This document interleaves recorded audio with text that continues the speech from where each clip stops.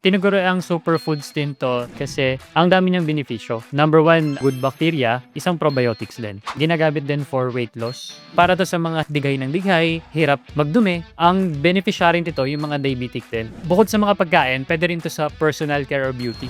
Sa mga may body odor, ginagamit din ko ito. Isang mahalagang paalala kasi kapag kumukonsumo nito, hindi basta direct. Kailangan mo i-dilute 'to ng mabuti. Sasabihin natin mamaya kung sino yung mga pasok or hindi pasok para gumamit nito.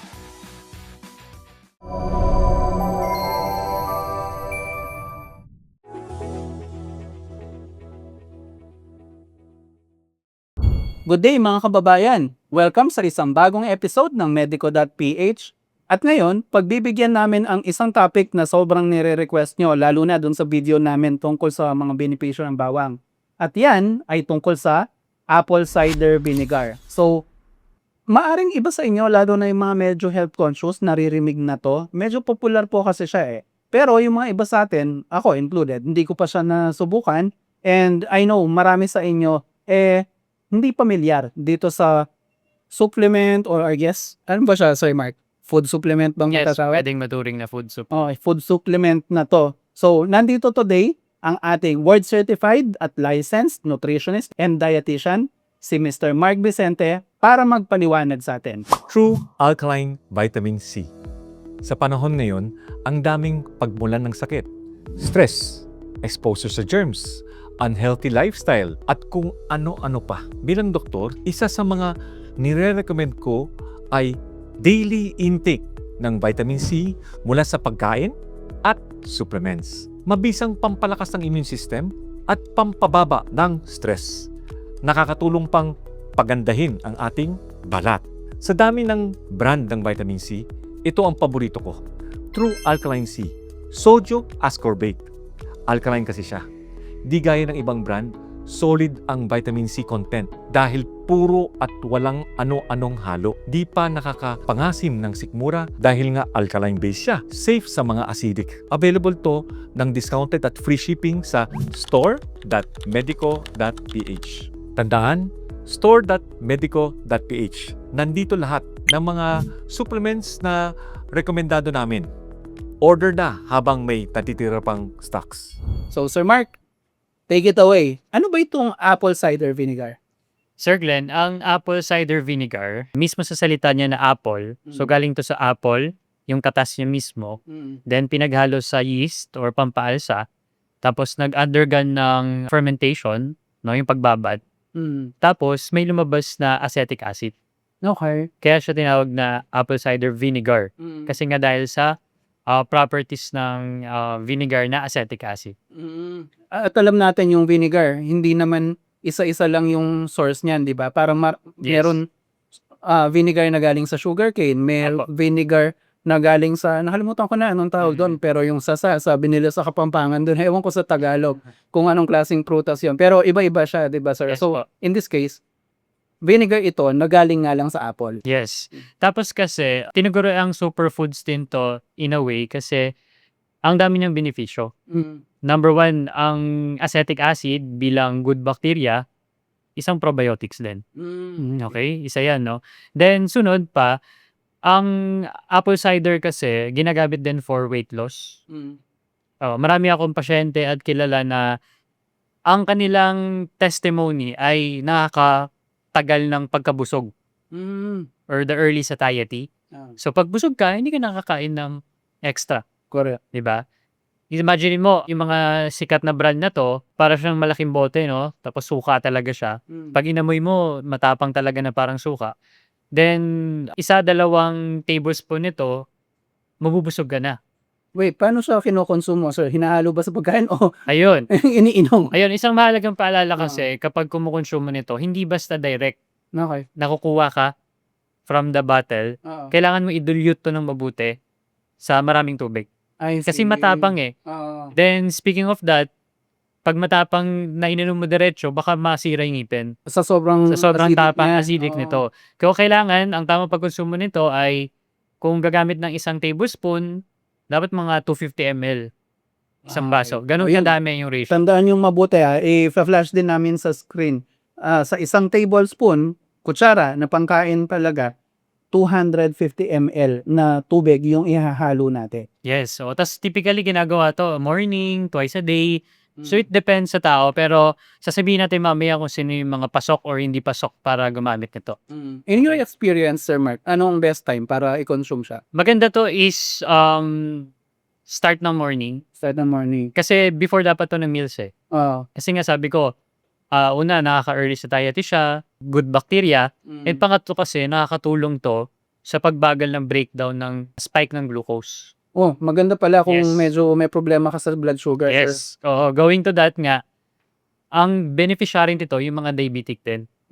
Sabi ko nga, sir, from based on my experience, the best time nito is before eating, first thing in the morning, para yung asido mo, hindi mabigla sa mga kainin mo. Tapos, kapag kumain ka ng sugary, mabagal yung breakdown. So, hindi Okay. magsispike yung sugar mo. Yung na-mention mo, 2 times a day yung Yes. recommended. Yung pangalawa, kailan? Best time is hapon or gabi. Ganun katagal yung interval. Kasi yun yung pinaka magandang sistema na kumain itong apple cider. Kasi sabi ko, sobrang tapang. So, dapat yung next mong susunod na intake, medyo malayo na. Mga hapon na hanggang gabi. Bago ba kumain usually para ma-preempt niya yung gutom? Tama kayo. Best time do, bago talaga kumain. Okay. No? Okay. Tulad sa mga ibang supplement na after or yung mga superfoods na after kumain, I think best to before talaga. Okay. Tell us more, sir. Ano pang mga benepisyo nito? Yun. Ang benepisyo nito, bukod sa mga sinabi ko, ay bukod sa mga pagkain, pwede rin to sa personal care or beauty. Di ba? Ginagamit din itong toner sa skin para mabalanse yung acidic level. Kasi antibacterial eh. Yun? Diluted din. Okay, sa tubig. Yes. Tapos ipangilamos, ganun? Toner lang, kuha ng bulak, Ah, lalagay lang punas. okay. Yun yung ano niya, properties. Pero syempre dapat wag masyadong marami. Dilute po sa tubig kasi nga mahap dito sa skin. I see. Kasi mayaman history nito eh, as apple cider vinegar na natuklasan pa before, ginagamit nito ng ng mga digmaan pa, ng mga sundalo, para pampagamot ng infection or mga sugat. Lalo Kaya pwede siya, antibacterial nga. tama ka, antibacterial siya. Tsaka nakakabalanse nga ng acid ng skin. Then pwede rin to sa buhok, no? Kapag pangbanlaw ng mga nilalagay na mga makeup gel sa buhok, nilalagay din nila ito para pampatanggal o pampa-shine ng buhok. So kung gusto mong medyo pang Cleopatra level yung... Oo. Pwede rin to, di ba? Hindi lang siya about pagkain nga. Okay. Then, Diluted din po ba yun, sir? yes, probably laging may dadalit na onte. It depends sa tolerance yung nakuha mong sample. Siguro, I think mas less yung dilution nito Okay. pag sa buhok. Yun nga lang, sir. Hindi ba Mangangamoy. shiny nga yung buhok mo, maasim na na. Oo. Yun Kasi ang lang. daming paggamit talaga nito eh. Then, sa mga may body odor, ginagamit din po ito. Ano ginaparit sa kilikili? Yes, tsaka sa paa, pagbabad.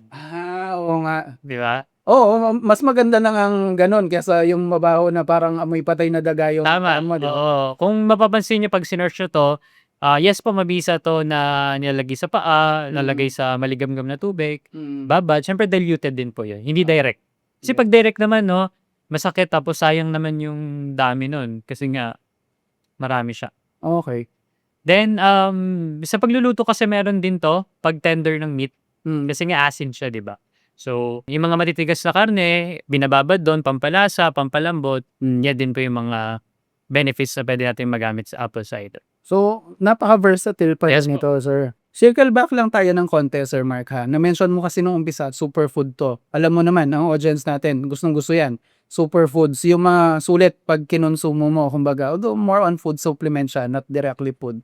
Ano pa yung mga nutritional benefits nito, sir? Sa apple cider, kung mapapansin nyo, yung parang may latak sa dulo ng bote. Yung parang may tira-tira. Medyo may itim yun, di ba? Nakalagay sa label usually ng mga kilalang brand, yun yung the mother.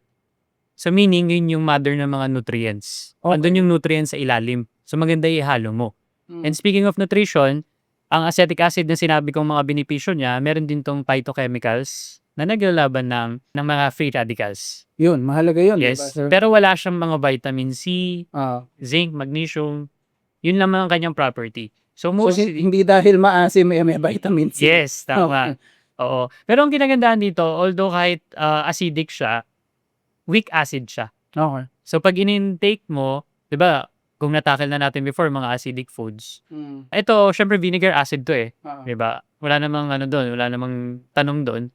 Pero weak, meaning pag kinain mo siya, hindi siya ganun ka-affect sa body's acidic status mo. So weak acid lang siya. Yun yung iniisip ko, Sir Mark, nung na-mention mong morning mo siya nire-recommend. Hindi ka naman sisik mo rin. Hindi. Kasi nga, sabi ko before, sir, ang magandang comparison dito, di ba may hyperacidity? Meron ding hypoacidity. Di ba? May hyperacidity, yung pagtaas ng acid sa katawan. Meron din yung mga hindi natutunawan. Okay. So itong apple cider na to, para to sa mga hypoacidity. Kung prone ka na hindi matunawan, Pwede to. makakatulong. Okay. Makakatulong to. Kasi acid siya. Oh, So dagdag properties sa stomach acid para mas ma-burn mo or ma-breakdown mo yung kinain mo at hindi ka mag-cause ng extra bloatedness. I see. So para to sa mga hindi ina-acid pero yung parang digay ng digay, hirap magdumi. Ito yung mga isa sa mga benepisyo na pwede nyo makuha paggamit ng mga ilang buwan. So hindi agad-agad yan ha, hindi tayo laging instant ha. Sabi ni Doc, sabi ni Sir, even ako, tas wala pala. Pero syempre, yung katawan mo, nag-adjust pa eh. So, give it a time, mga ilang buwan. So, kung constipated ka ngayon, hindi ka pwedeng tumakbo sa apple cider vinegar at isipin na yan ang magpapapupo sa... Okay. Isa lang siya tulong. Syempre, kumain ka pa rin ng balance yung pagkain. Tama. So, dapat hydrated, high fiber para Tama. ma-regulate na, sir. Tsaka ibang payo ng doktor, kung meron na. Okay. Kung may underlying reason sa constipated. Opo. Eto, Sir Mark. So, positive lahat yung na-discuss natin so far. Meron bang catch dito? May mga risk ba or may mga taong hindi hiyang sa kanila to? Meron. Unang-una, yung mga nagtitake ng insulin, mga type 1, sabi ko nga, nakakapagtulong siya sa carbohydrates or nakakababa ng sugar per se. So, meaning, dapat i-coordinate nyo sa doctor nyo yung tamang dosage ng insulin tsaka apple cider. Kasi baka, ang nangyayari, nag-insulin ka, nag-apple cider ka that time, baka biglang baba ng sugar mo. Which is delikado. Which is delikado din. Then, yung mga mababa sa potassium, okay, potassium is mineral na mahalaga sa nerve and heart function. Nakakababa kasi ng potassium ng apple cider. So, pag sobrang baba ng potassium nyo pala, hindi nyo alam, tapos nag-take ka ng apple cider, sabi ng influencer, doon ka nadali. Delikado yun kasi baka biglang bumigay yung puso mo tsaka mag-cramps ka bumaba electrolytes. Actually, I was thinking the same thing. Di ba pag nagpapa-blood test ka, kasama yung potassium? Tama ako, mahalaga yan. Oo. Pag hindi siya normal, yung rhythm tama, di ba? Na puso mo, sir, yung maapektuhan yan. So, wag naman tayo maabot sa ganun. So, make sure nyo po na wala kayong mga ganong history. Then, yung mga nagda-diuretics, yung mga pampaihi. Ang apple cider kasi, nakakatulong din sa pagpapaihi. Kasi nga, dun yung properties niya, nakakatulong siya sa metabolism. So, baka dumoble. Okay. Baka sa sobrang ihi nyo, malabas na lahat ng nutrients. Yun lang. So, masama rin yung ihi ka ng ihi pala ng sobra. Mga special cases naman yon, pero make sure nyo lang na maganda na kapag may mga ganun po kayo condition, magpatingin muna sa inyong doktor. Marami ba kayo natutunan so far kay Sir Mark? Kailangan nyo ba ng individualized na payo ng isang nutritionist or dietitian? Ang good news is, hindi na kayo kailangan pumunta sa malayo. Even sa comfort ng bahay nyo, pwede na kayong magkonsulta dahil si Sir Mark, open siya for online consultations. So sir, in case na merong gustong magpagawa ng meal plan or gustong mag-lifestyle change ng Megabay ng isang nutritionist, paano po kayo makakontak? Bago po yan, gusto ko lang magpasalamat sa mga patuloy na sumusuporta, sa mga nagpapa-online consultation po sa akin around the world. For me po, malaking bagay yun na nakapatulong kami aside from giving you information. Yes. Gustong-gusto namin kayo tulungan in person, individualized consultation. So kung gusto nyo din po nun, pwede nyo po akong i-approach sa aking email na vicentemark.18@gmail.com, sa aking number na 099-555-12928, or kung gusto nyo po sa aking personal messenger or FB, ilalagay ko po yung link sa aming link description po. And ako personally po, pre-recommend ko si Sir Mark dahil ang pinaka-okay sa kanya, hindi siya Nazi pagdating sa dieta. Ibig kong sabihin doon, hindi yung tipong halos hindi mo na makain yung mga i-meal plan niya sa'yo. Kung kailangan mo man na magbago ng lifestyle pagdating sa pagkain, ayaw niya yung nabdi-depress ka sa pagkain. So, bibigay si Sir Mark sa'yo yung mga portions tsaka uri ng pagkain na nutritious, pero mafulfill ka pa rin. Hindi yung mental health naman yung mga Tawag dyan, Sir, ay positive reinforcement. Positive reinforcement, tama. And ako personally, mga kamag-anak ko, mga employees namin sa office, kay Sir Mark nagpapakonsulta. And narinig nyo naman, international po ang mga kliyente ni Sir Mark. Meron sa US, meron sa Middle East, meron sa Europe, marami rin, syempre, dito sa Pilipinas.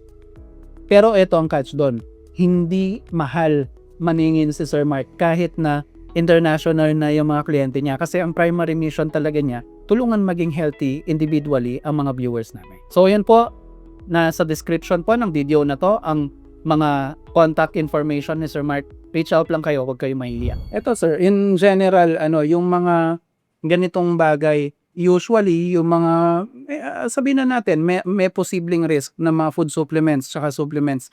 Minsan, hindi hiyang sa bata or sa elderly na or sa buntis. Sa mga grupong yon may meron dapat itig na precaution kung i-consider itong apple cider. Yes, because yung mga gantong supplement or tinatawag na superfoods na walang therapeutic claims, lagi-lagi tayong sinasabi na for adults lang talaga to at maaari yung mga healthy people in general. Wag na natin paggamit sa mga age group na bata kasi hindi naman nila kailangan yun. Yeah. Hindi na kailangan ito kasi ang discussion namin dito, kung titingnan natin, ay ang acidic vinegar na to ay pang-detox in a way. Ang bata hindi naman kailangan mag-detox, kailangan mag-build. Kailangan kumain. Mga buntis, hindi dapat mag-take ng mga gantong pagkain baka kasi maka-apekto sa inyong pagbubuntis. So maganda to sa mga general adults na 21 to 59. Doon talaga yung pinaka-prescribed to. Tapos syempre sa mga elderly. Elderly, medyo ingat tayo, special care yan. Kasi nga, ayaw natin na may interaction sa ibang gamot. May interaction sa sugar, di ba? So, dapat talaga ay patingin muna sa mga elderly kung pwede po ito sa inyo. Ayun po. So, lagi nating tatandaan yung mga mas specialized na cases. Mga bata, buntis, yung mga galing sa surgery, yung mga ganyan na kaso. Tapos yung mga nasa senior level na yung age group. Medyo iba kasi yung nag-govern na rules sa inyo pagdating sa healthcare. So, bago mag-take, kung gusto nyo man, siguraduhin na itinanong nyo muna sa doktor nyo. Dahil, syempre, ang pinakaayaw nating mangyari dito, mapasama pa yung kalusugan nyo, imbis na makatulong yung mga ito. Sabi nga ni Sir Mark, sa mga general na healthy adult, pinaka-effective at nire-recommenda yung mga food supplements kagaya nitong apple cider vinegar. Anyway, yun lamang po for now. Again, ito si Glenn ng Medico.ph, ang managing director ng channel na to.